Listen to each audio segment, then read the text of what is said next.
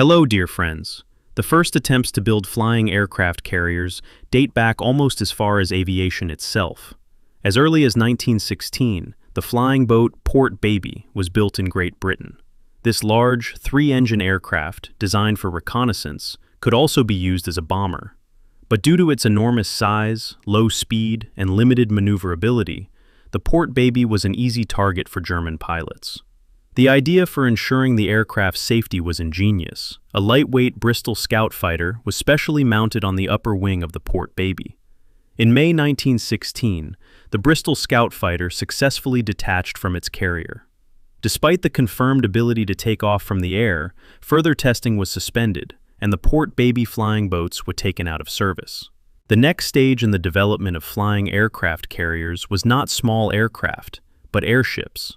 Starting in 1918, attempts were made worldwide, with varying results, to use airships as airbases for aircraft. During World War I, tests were conducted by the Germans and the British. It was the Germans who, in 1918, succeeded in launching an Albatros D.III biplane fighter from one of their Zeppelin airships. After the end of World War I, the German project was cancelled. But it was the Americans who developed the idea of using airships as flying bases for aircraft. Thus, in the 1930s in the United States, the first attempts were made not only to take off, but also to land in midair, which was quite difficult to accomplish. The problem was solved using hooks that secured the aircraft to special structural elements. The project was subsequently shut down.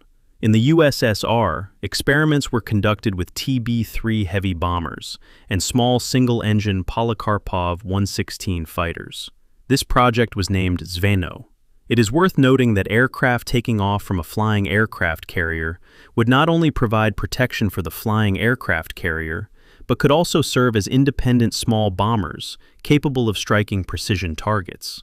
Between 1941 and 1942, the Zveno project flew about 30 combat sorties, but with the appearance of German Me-109s in the air, the TB-3 proved to be too easy a target, and these aircraft had little to offer against the Messerschmitts.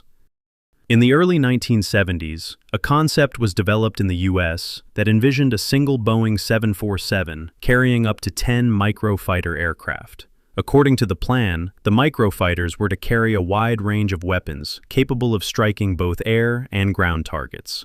The upper deck of the Boeing 747 flying aircraft carrier project was intended to serve as a hangar, while the lower deck was a flight deck from which the aircraft were to take off. The U.S. Air Force leadership was very pleased with the project under development, but it was never realized due to the enormous cost of the project.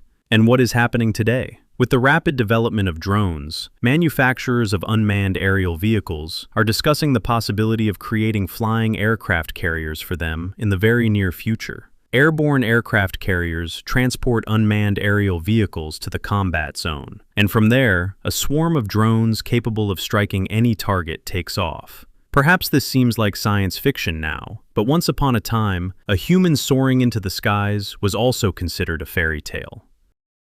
That's all for today. If you liked the video, please give it a like and subscribe to the channel. Bye for now. See you next time.